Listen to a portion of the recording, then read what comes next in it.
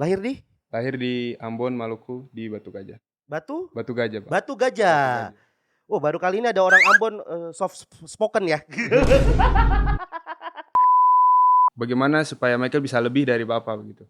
Jadi motivasi buat Michael punya diri. Bahwa Bapak sudah selesai di situ, berarti Michael bisa lebih dari Bapak lagi. Dulu saya pernah tuh Bang, saya berantem. Saya nggak, Bapak bilang kalau berantem, kalau kalah jangan pulang ke rumah katanya begitu. Karena lawan saya SMA Bang. Iya Bapak, betul Bapak pukul di bawah. Mari kau tempi di dia rumah. Ketok pintu orang tuanya. Yeah. Kasih keluar si anak. Kenapa Bung katanya? Yeah. Kenapa? Dia bak pukul yang beta anak. Lalu ya udah bak pukul lagi di sini.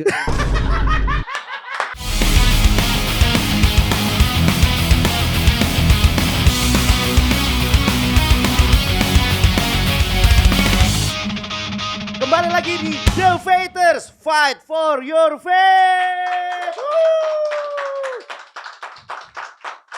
Ya, setelah gua 2 minggu latihan sama Raymond, tidak terjadi perubahan apa-apa di berat badan gua.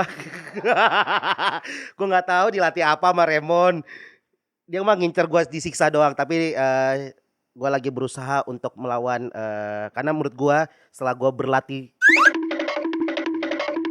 2 kali. Setelah gue berlatih 2 kali bersama Raymond, benar bahwa boxing itu yang paling susah adalah melawan diri sendiri. Jam tidur, berhenti alkohol, berhenti minum. Untungnya kan alkohol sama minum kan gua kan nggak peminum kan, bukan. Cuman kalau ditawarin gua ambil. Tapi benar-benar setelah gue seneng banget karena dari boxing gue mendapatkan hal baru, yaitu adalah melawan diri sendiri, dan itu yang menurut gue paling susah sebelum kita naik ring melawan lawan kita. Jadi yang paling pertama adalah melawan diri sendiri. Nah, hari ini gue akan langsung belajar lebih banyak lagi tentang boxing sama salah satu peraih emas medali SEA Games di tahun 2021, dan dia berasal dari Maluku. Sebagai informasi, Maluku atau Ambon itu banyak banget melahirkan para petinju-petinju yang bertaraf nasional sampai internasional dari Indonesia. Langsung aja kita panggilin, ini dia Michael Robert Muskita.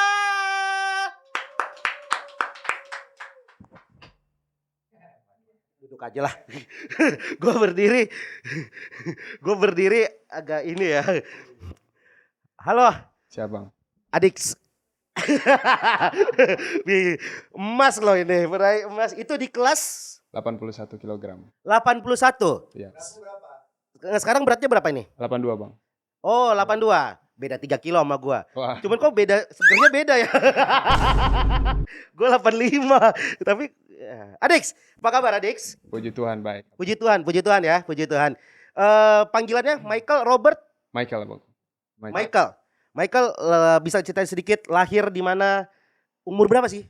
Sekarang 24 tahun. 24 tahun. Ya. Lahir di? Lahir di Ambon, Maluku, di Batu Gajah. Batu Gajah, Bang. Batu Gajah. Oh, baru kali ini ada orang Ambon soft spoken ya. Oke, Michael 24 berarti umur ya? Waktu sekarang 24 kan? Sekarang 24. Ali waktu menang emas umur 21 tahun kalau nggak salah. 21 tahun udah dapat emas. Betul. Oke. Kita tarik mundur, Michael. Right. Dari kapan memegang sarung tinju? Kalau dari kapan pegang sarung tinju itu karena orang tua saya juga atlet tinju. Jadi memang kenal tinju juga dari kecil, Bang, gitu. Oke. Ya, jadi udah dilatih sama ayah sendiri. Om Yohanes Muskita. Betul. Kok tahu? Ada tim kreatif. Aduh, coba kita agak atur sedikit. Iya. Siap. Nah, Okay. Jangan Om, nggak semuanya dengan kekerasan. Oke, Om Yohanes Muskita, kita berangkat dari bahas tentang ayah dulu, sosok ayah. Baik. Seorang petinju yang digadang-gadang menjadi petinju nasional, digadang-gadang menjadi idola di dunia tinju pada saat itu di era 90-an ya. Betul. Benar ya? Betul. Benar. Bisa nggak tuh kucingnya disuruh diam dulu tuh? Tuh kan udah segug satu kucing, gila lihat aja nanti tuh. Nggak usah. Kemarin episode terakhir anjing loh yang masuk sini. Nggak usah. Oke, Om Yohanes, em, mengawali karir dari tahun berapa Bapak? Kalau papa saya kurang Nih. kurang tahu papa kapan mulai karirnya, tapi dari cerita orang-orang teman-teman papa yang zaman-zamannya papa itu, papa pernah bertinju sampai ke profesional, pernah latihan juga di luar negeri Luar gitu. negeri Yang juga. punya cita-cita yang besar juga, cuma karena ya musibah waktu itu, jadi akhirnya selesai. Nah itu dia. Beta beta sempat riset dan baca segala macam. Boleh ceritain nggak sih apa yang membuat seorang Om Yohanes Muskita, seorang petinju yang digadang-gadang menjadi sosok baru petinju nasional Indonesia, harus menguburkan banyak mimpinya di saat itu? Jadi mungkin waktu itu papa eh, punya mimpi yang besar buat jadi tinju Indonesia sampai di internasional, cuma karena ada kecelakaan yang waktu zaman itu, jadi akhirnya papa udah nggak bisa lagi berlanjut tinju, jadi mungkin dia mau turunkan ke anaknya gitu. Jadi Oke, sekarang dia dukung full penuh ke Michael gitu. Jadi dia turunkan ilmu dia, motivasi dia sampai sekarang. oke. Ya, kalau misalnya nanti teman-teman bisa cari tentang kejadian dari Om Yohanes.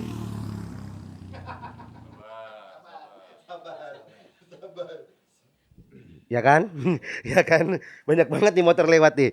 Eh, tapi waktu itu kan tidak jadi beban gak sih? Kan kadang-kadang seorang anak, Michael merasa bahwa itu adalah sebuah beban atau menjadi sebuah legacy yang emang harus dilanjutkan. Kan banyak anak yang kadang-kadang merasa bahwa kenapa harus gue? Kenapa harus saya yang menurunkan impian dari orang tua? Eh, dan itu kan bukan passion dari anaknya. Tapi apa yang membuat Michael merasa bahwa oh, beta juga suka dengan boxing dan legacy ini harus dilanjutkan gitu loh. Karena waktu itu memang Michael sadar bahwa Michael ini punya keluarga susah gitu kan. Jadi kalau misalnya Michael saya mau lanjutin lagi bapak pun karir, mau jadi apa gitu kan, pikir bagaimana supaya Michael bisa lebih dari bapak begitu. Jadi motivasi buat Michael punya diri. Bahwa bapak sudah selesai di situ, berarti Michael bisa lebih dari bapak lagi. Oh, Ah, merinding gua. begitu. Iya. Maksudnya itu pemikiran di usia berapa Michael? Jadi di waktu kecil itu memang Michael punya keluarga itu keluarga yang memang betul-betul brutal, karena dari papa itu memang papa itu orang orang tahu lah bagaimana papa itu sumbu pendek, artinya cepat emosi. Betul. Nah, gitu. Jadi eh, dari itu juga Michael jadi pembelajaran kan. Bagaimana, oh berarti papa kayak begini, nanti orang nggak suka gini kan. Jadi bagaimana Michael belajar supaya bisa jadi yang lebih baik, versi papa yang terbaik gitu. Walaupun dulu ya Lanjut tuh, menarik tadi tuh, menarik ya tuh. walaupun dulu yang tadi abang bilang kenapa saya harus tinju gitu kan. Karena bagaimana ya? Karena siapa lagi mau melanjutkan karir bapak gitu kan. Terus memang ekonomi kita sulit gitu waktu saat itu, sangat susah. Waktu itu makan pun saya makan nasi pakai garam, Ya, ya, ya. sangat susah. Karena kondisi bapak sudah cacat waktu itu. Ya betul. Jadi kalau misalnya ini kan yang nonton Gen Z malas nyari ya informasinya. Ya, jadi Om Yohanes Muskita ini mengalami sebuah kecelakaan yang dimana harus kehilangan tangan kanannya ya. Tangan Kanan ya? Kanan apa kiri? kiri, Kiri. kiri ya, Kiri ya. kiri. Tangan kiri, sehingga itu membuat berhenti untuk karirnya di dunia tinju. Stop semua, Stop semua. stop semua. Padahal kalau kalian cari sekali lagi tadi yang seperti Beta bilang tadi bahwa Om Yohanes ini digadang-gadang menjadi salah satu apa ya, harapan dunia tinju Indonesia pada waktu itu. Oke, yang menarik tadi adalah bahasa dari Michael adalah menjadi versi terbaik Dari bapak. dari papa yang sudah terbaik juga. Padahal tadi pernyataannya adalah papa itu sumbu pendek. Iya, Ini yang jarang bisa diterima bagi anak cowok ya terhadap bapaknya gitu loh. Bahwa ternyata seburuk-buruknya bapak kita, Dialah bapak yang terbaik buat hidup kita. Dan kita harus bisa menjadi yang terbaik versi yang lebih baik dari bapak kita. Tapi kan itu nggak mudah gitu loh untuk seorang Michael yang Michael anak keberapa? Saya anak tunggal bang, anak tunggal, sendiri satu-satunya. Makanya kalau Satu bukan satu. saya, siapa lagi ya kan? Tapi kan untuk orang ukuran anak-anak Indonesia Timur, Iya. tinju oke. Tapi kan ada ini kalau bisa nonton episode sebelumnya pasti pertanyaannya sama. Kenapa nggak sepak bola? Dulu pernah tuh bang, saya main sepak bola. Nah, itu dia. Pasti. Karena orang Indonesia Timur pasti tuh bola dulu tuh. Iya. Bola dulu baru tinju tuh. Ya tahun-tahun segitu Kakak Boas dan lain-lain lah ya. Eli Eboy dan kawan-kawan. Tapi kenapa lah pernah bola juga? Bukan, kayak di kampung gitu kan ada gawang mini gitu. Ya. Ya. Jadi saya selalu selesai pulang sekolah tuh sering main sore kan sampai malam, pulangnya baju kotor Baju semua. kotor. Cuma pulang bapak hantam. Betul. Pakai lidi? Bapak hantam pakai kabel bang. Sama ternyata. tinggal pilih mau lidi, gesper ya kan. Terus pulang kalau kaki kotor disikat pakai sikat tuh. Itu sakit banget. Nah, tapi kenapa jadi mungkin karena bapak petinju jadi mau nggak mau itu Iya, diturunkan. diturunkan. Jadi beban nggak buat Michael? Waktu kecil sih, namanya kita anak kecil ya, kita ikutin apa yang orang tua bilang ke kita ya. Jadi kayak misalnya, mereka latihan, ya udah latihan. Waktu kecil tuh nggak ada mikir sampai ke sini titik yang internasional, nggak ada pikir sampai situ. Cuma mikir ya udah latihan-latihan aja. Oke. Tapi ikutnya waktu mengalir sampai masuk pusat PPLP waktu itu. Akhirnya kenalan papa di Bogor, kenalan akhirnya pindahlah dari Ambon ke Bogor gitu. Sampai sekarang. Sampai sekarang. Sekeras apa bapak melatih seorang Michael? Kalau keras sih mungkin papa itu lebih menatar waktu. Bangun pagi. Oh, di rumah udah kayak Iya, pelatnas ya. iya makanya itu kan di rumah itu pas saya udah pindah PPLP kan pindah ke asrama, Ya. saya senang dong di asrama. Jadi Lebih santai di lebih asrama santai di daripada asrama, bapak ya. iya. Lebih santai di asrama daripada bapak. Oke, apa kata-kata bapak pada waktu mencoba untuk mencokoki seorang Michael di dunia boxing? Motivasi-motivasi apa yang bapak berikan? Dulu tuh papa cuma bilang papa paling marah kalau saya takut gitu aja. Paling marah kalau Kalau saya takut, penakut. Mm-mm. Pakai bahasa Ambon boleh tuh. Boleh. Sih boleh berani, boleh panaku gitu. Saya harus berani. Waktu itu saya pernah sparring, waktu kecil sparring. Terus saya dipukulin tuh sama ada anak Gajah Mada. Saya dipukulin, pulang, sih panaku sih stop tinju bilang gitu.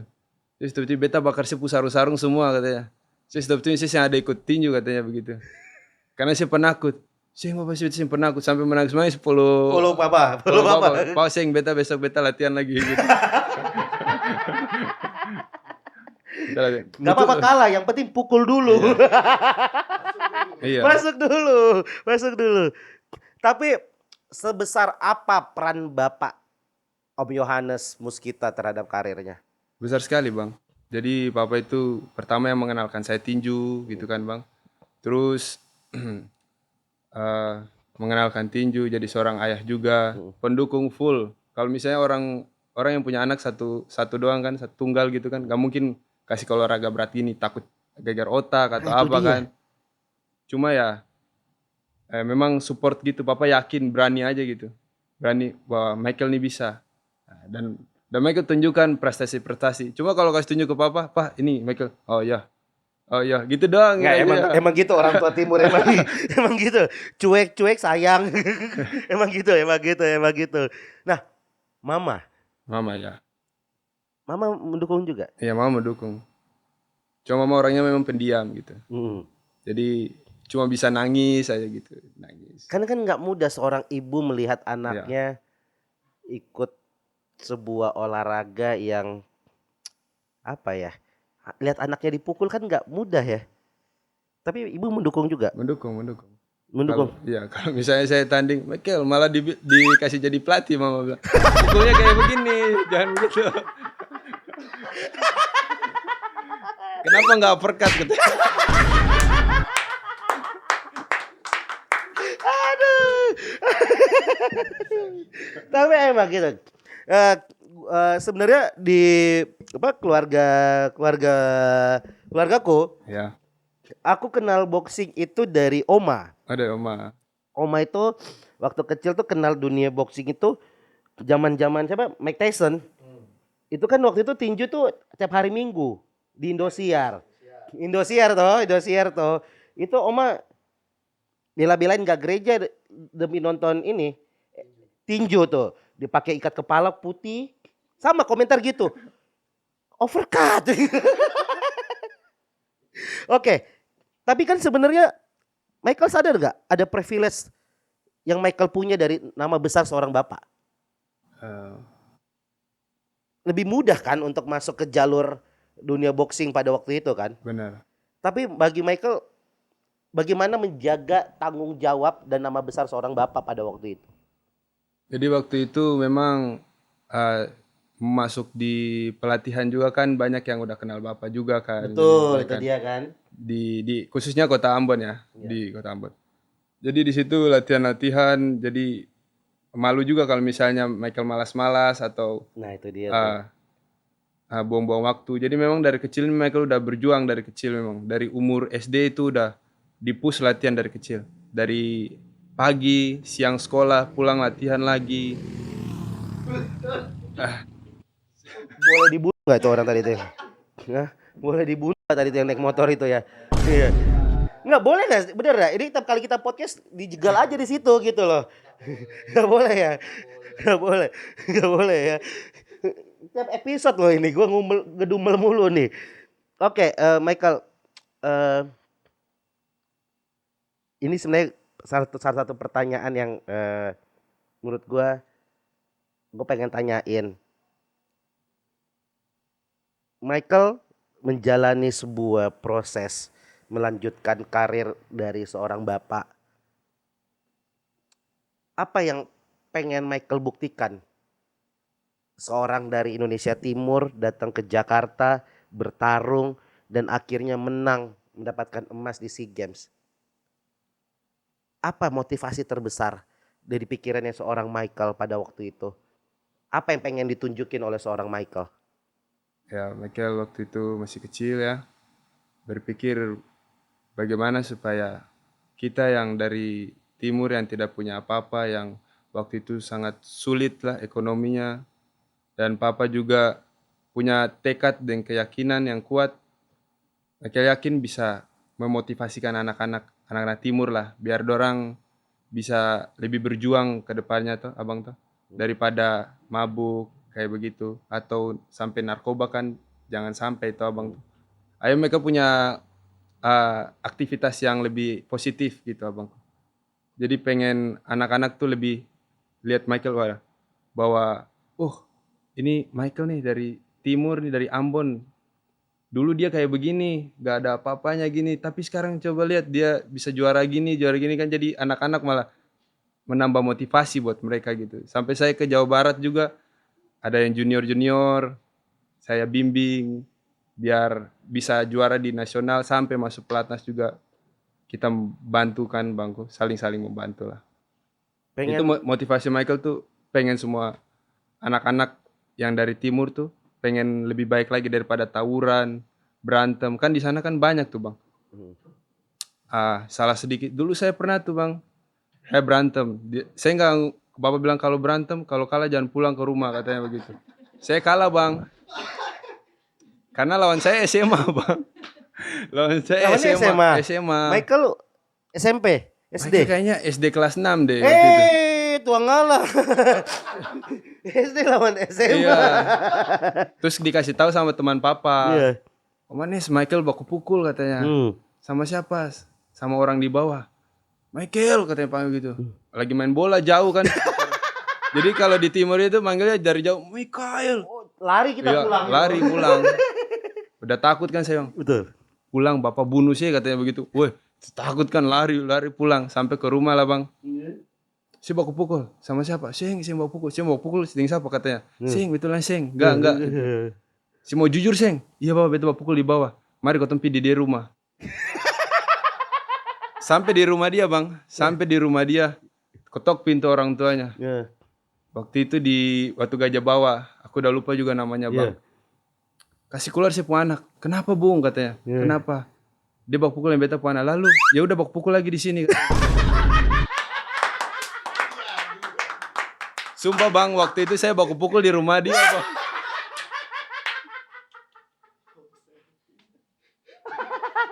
Nggak, gue ketawa karena gue relate. Emang gitu didikan timur. Aduh. Akhirnya saya Iya. Terus. akhirnya bang saya baku pukul di situ lah. Kan dia gede bang, dia besar. Saya baku pukul, saya lihat papa saya gini. Karena takut kan, saya juga dia gede kan. Saya pukul, dia malah mukulin saya bang. Pupak. Mikir saya, bapak saya bilang lanjutin kan. Mungkin udah lihat saya terpojok kan bang. Bapak stop, pulang. Saya pulang ke rumah. Udah pulang ke rumah. Bilang, oh sih ini pernah aku begini. Oh, udah nangis lah di situ bang, nangis di situ. Pokoknya jadi emosi sendiri dalam diri kan. Wah, pokoknya beta boleh ini nih, nggak boleh takut, nggak boleh apa. Iya. Akhirnya dari situ punya keberanian. Mungkin bapak didik mental juga di situ kan bang. Betul. Jadi Michael punya keberanian. Tapi ya, sama orang itu akhirnya dia latihan tinju juga sama bapak.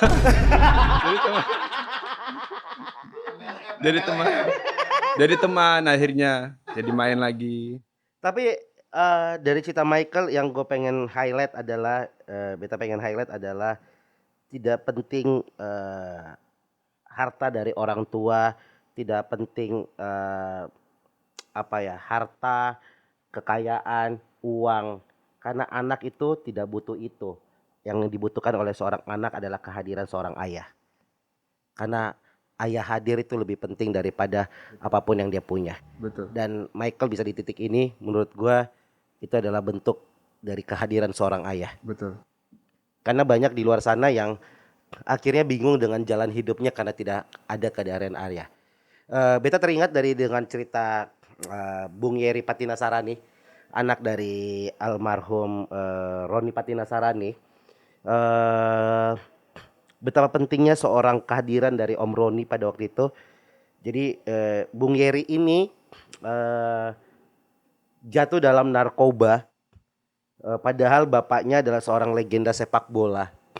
Dan pada waktu itu Om Roni menjual semua medali yang dia dapat dari hasil dia di sepak bola, dan sampai akhirnya dia menjadi security di sebuah klub, di mana klub itu adalah tempat anaknya narkoba. Dan pernah Bung Yeri dikeluarin dari sekolah, dan pada waktu datang ke sekolah ditemenin sama Om Roni. Terus pas jalan ke gerbang sekolah, Om Roni megang tangannya Bung Yeri. Dia bilang gini, angkat kepalamu. Karena satu sekolah itu semua ngehujat tuh pada waktu itu. Wow, pemakai narkoba, bikin malu orang tua. Tapi Om Roni megang tangannya Bung Yeri. Terus Om Roni ngomong begini, angkat kepalamu. Gimana pun kau anaknya Roni Patinasarani. Dan di situ menurut gua adalah pentingnya kehadiran seorang ayah dalam kehidupan seorang anak. Dan hari ini dengan prestasinya Michael, emas SEA Games. Apa? Pernah kebayang nggak sampai di titik bisa mengharumkan nama Indonesia? Itu butuh perjuangan yang lama sih ya Bangko. Apa yang Michael sudah lewatin sampai di titik itu? Dari awal berkarir sampai ke Bogor ya kan Bang. Sampai seleksi itu kan butuh tahap-tahap seleksi yang panjang. Betul. Dari junior, senior. Saya dari waktu mau bersaing itu kan saya bersaing sama senior-senior saya. Ya, usia masih muda pada waktu betul. Saya waktu itu 16 tahun. Saya juara kejurnas 16 tahun yang termuda waktu itu. Wow. Di kejurnas Bangka Belitung. Bangka Belitung dan the best boxer di situ pertama kali. Ya. Di Dibantu waktu itu ada orang yang memang bawa saya dari Ambon ke Bogor juga, Om Walter Umsori namanya. Sekarang udah almarhum karena Oke. COVID kemarin. Jadi memang proses dari Michael juara SEA Games itu panjang sekali. Bukan tiba-tiba memang Michael langsung juara, orang tahu Iya. wah Michael juara gitu Iya kan. betul. Gak ada. Memang prosesnya panjang. Michael makan asam, makan garam di tinju, pokoknya susah. Tapi memang itu, yang dari semua itu memang gak ada kata menyerah aja. Ikutin alur betul-betul tujuan fokus ke situ. Disiplin. Di situ, disiplin ke situ, disiplin waktu. Kan Michael buang waktu remaja Michael dong, gak main sama teman-teman, gak nongkrong, gak ngopi. Ya itu kan Iya, nggak mudah untuk seukuran anak iya, remaja betul. yang menyampingkan kehidupan remajanya Iya, untuk mengejar karir. iya betul. Mungkin bukan cuma Michael aja, mungkin semua atlet ya Betul, yang betul. berkarir gitu. Iya, iya. Nggak merasa bahwa ya kehilangan banyak teman, kehilangan banyak waktu untuk di masa remaja. Dulu waktu SMA mungkin mikir kayak gitu ya. Mm-mm. Karena memang mikirnya masih pengen main gitu. Betul. Betul, pengen waktu main. Cuma pas sekarang mikirnya ke masa depan mungkin ya. Karena mungkin orang tua udah makin menua kan, jadi pikiran udah berubah lah. Wah bagaimana nih kalau papa udah tua kan. Dari SEA Games kan mereka bisa beli rumah buat orang tua ya kan. Ya, begitu lah.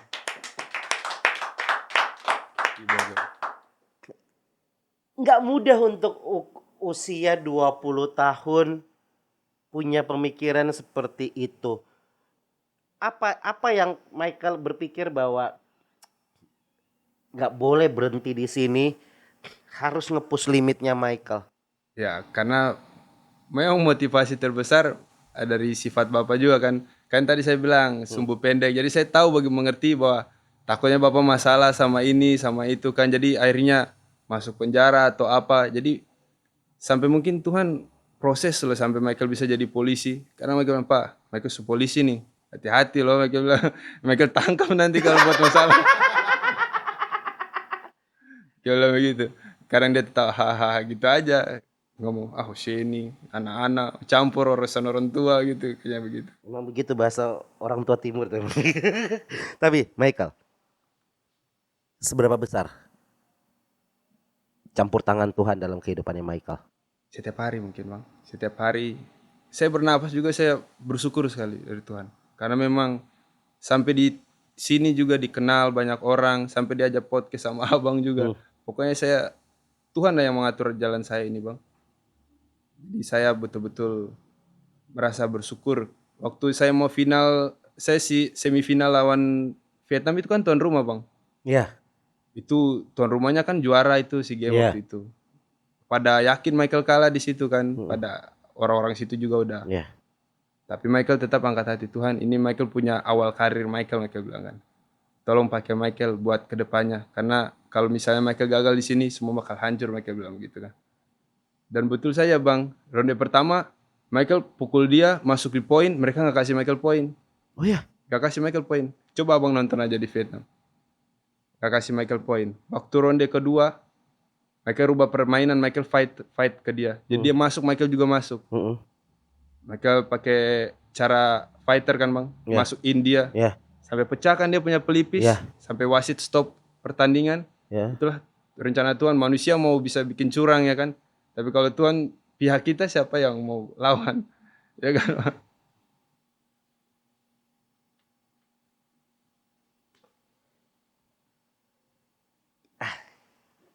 Karena emang terkadang Tuhan punya rencana yang berbeda. Punya rencana beda-beda. Dan rencana Tuhan selalu tidak seperti apa yang kita pikirkan. Intinya jangan menyerah. Karena janji Tuhan adalah siapapun yang percaya dengannya akan selalu menjadi kepala bukan ekor. Luar biasa. Michael. Dan dari SEA Games menang akhirnya di 2023 perak. Ya, 2023 perak. Dan sekarang lagi persiapan apa? Sekarang di persiapan dekat ini di bulan depan itu di Cina. Itu karena Michael di Indonesia nggak ada lawan sparring bang, jadi Michael ajuin lah ke Pemprov Pertina Jawa Barat. Ya. Dia bilang, Pak saya nggak ada lawan sparring, saya latihan-latihan terus, latihan beban, latihan apa, fisik keras terus, cuma nggak ada sparring, kan Michael butuh sparring gitu, partner gitu.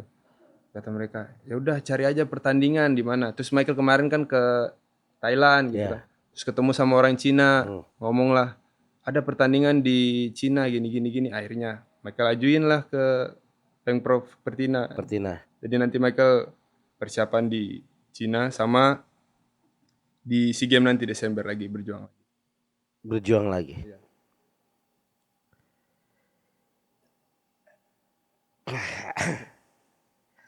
Eh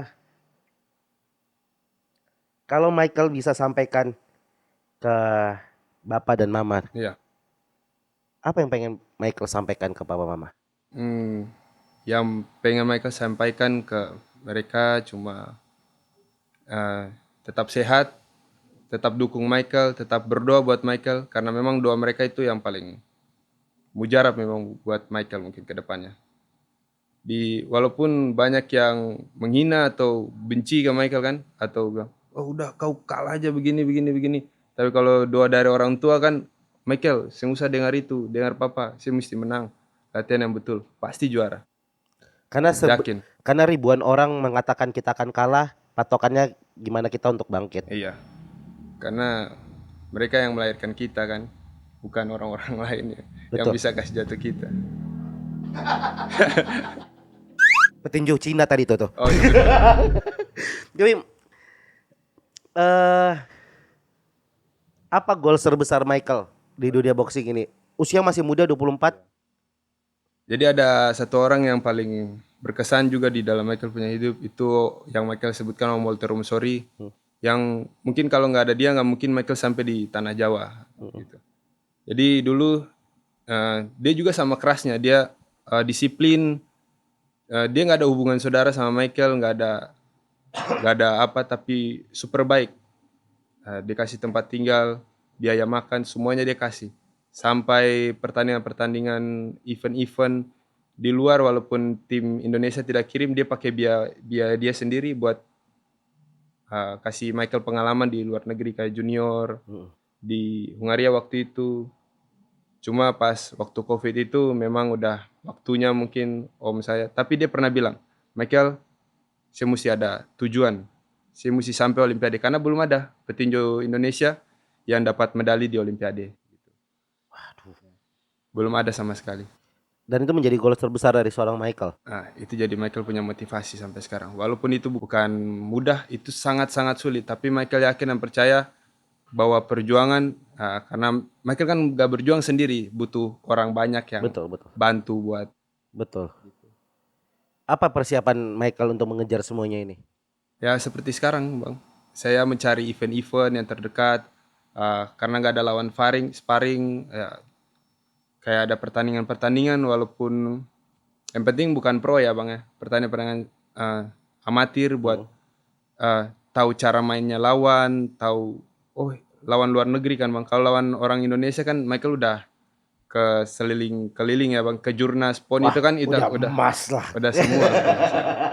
Udah emas lah. Jadi bagaimana biar bisa meningkatkan skill naik level. SEA Games, Asia, kejuaraan dunia, seleksi Paralimpik, masuk Olimpik. Michael pernah seleksi Olimpik waktu 18 tahun. Waktu itu di Jordania. Dan itu belum. Iya, Michael pertama ngelawan Amerika Samoa. Iya, Amerika Samoa. Menang. Besoknya lawan Selandia Baru, New Zealand. Michael menang. Final 8 besarnya lawan India. Ya, dari situ Michael kalah lawan India. Oh ya, mungkin pakai saruhkan mereka ya. Mungkin bang. Bisa jadi. Udah mau kalah tiba-tiba ada Inspektur Vijay. Aduh. Ini nih kain yang ini nih. Kain legend. Michael, apa yang pengen Michael sampaikan buat anak-anak timur di luar sana? Banyak kan anak-anak timur yang datang merantau mungkin ke Jakarta, punya banyak mimpi, tapi kita tahu lah, kita ini anak-anak Indonesia Timur ini banyak di underestimate sama orang-orang di luar sana. Kita dirasa bahwa kita hanya bisa baku pukul, Betul. kita ini kasar, Iya. kita ini eh, dipandang Keburuk-buruk sebelah mata iya. lah, dipandang sebelah mata. Tapi apa yang pengen Michael sampaikan, pengen yakinin buat teman-teman adik-adik kita di Indonesia Timur sana bahwa kita bisa membuktikan dan kita Indonesia Timur ini, yang kita harus ingat bahwa Indonesia Timur ini adalah tempat di mana matahari pertama terbit Dari timur. dari timur. Bahwa harusnya kita yang menjadi wajah Iya. untuk bisa membawa nama Indonesia di kancah Indonesia. Apa yang pengen Michael sampaikan buat adik-adik di Indonesia Timur sana? Yang pernah Michael sampaikan buat adik-adik di Indonesia bagian timur, Maluku, NTT ataupun Papua, yang Michael mau kasih tahu dari kecil, apapun keluarga kalian, bagaimanapun keluarga itu tetap keluarga kalian. Jangan pernah ngerasa kecil hati. Kecil hati pasti, karena boleh memang kecil hati, tapi jangan pernah menyerah. Karena kalau kamu sudah menyerah, udah ikut jalur yang salah, pasti salah. Tapi kalau punya jalur yang benar, punya tujuan yang benar, dan jangan menyerah, maju aja terus. Apa profesi kalian? Kalian mau renang, terusin renang. Kalian mau tinju, terusin aja tinju. Mau atletik, tajamin atletik sampai ke puncaknya, ya kan Bang? Jangan pernah merasa kecil hati. Walaupun dibilang, kita orang timur begini, begitu. Jangan pernah kecil hati aja, yang penting maju terus, jangan pernah malu. Karena kita kebanyakan malu juga Bang. Betul, itu dia. Malu hati. Malu hati. Malu hati. Mau kesan, sing mau beta malu. Betul. Sing mau nanti dia bicara beta apa. Sing usah pikir begitu menurut Michael ya. Betul. Beta ngerasain Iya. juga itu. Jangan ke sana. Si terlalu bikin diri, terlalu balaga begitu. Yes. Jangan bicara begitu. Si ada begitu. Karena pada akhirnya langkah kita bukan ditentukan dari omongan Iya, orang. betul. Tapi bagaimana keyakinan kita Betul. untuk bisa melangkah dan bisa Iya. membuktikan bahwa kita Indonesia Iya. Timur bisa menjadi tulang punggung juga Betul. untuk nasional. Yang menarik kita bisa lihat dari sepak bola kakak Ricky Kambuaya, Iya. semua ngejudge. Iya. Ricky Kambuaya bukan seperti Ole, Iya. bukan seperti Egy Maulana, Iya. tapi betapa pentingnya sosok Ricky Kambuaya dalam permainan. Kemarin kita bisa lihat di sepak Iya. bola bahwa ternyata Indonesia Timur selalu mendapatkan tempat dalam prestasi-prestasi Indonesia. Betul.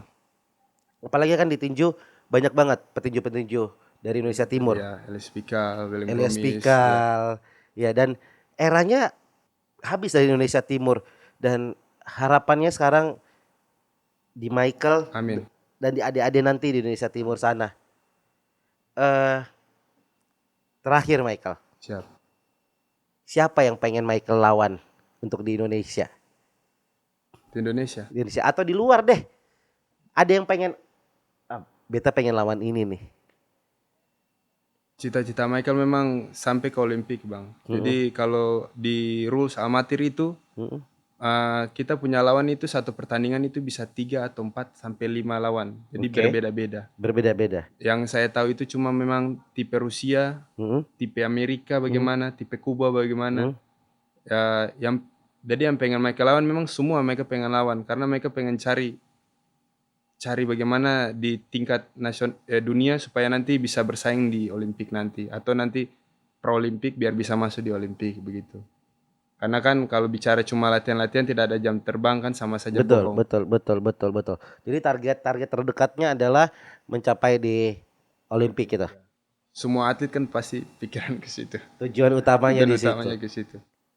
Dan harapan beta berdoa semoga generasi baru dunia tinju dari Indonesia Timur Amin. ada di tangan Michael. Amin. Dan tetap mengandalkan Tuhan. Karena pada akhirnya manusia bisa berusaha, tapi pada akhirnya Tuhan yang menentukan. Dan yang pasti Michael, yang beta percaya bahwa bukan masalah berapa kali gagalnya kita, tapi berapa kali kita bangkit dan menyerahkan semuanya kepada Tuhan. Michael Robert Muskita. Danke banyak, Thank you banyak kakak. danke banyak Adix. Sehat selalu.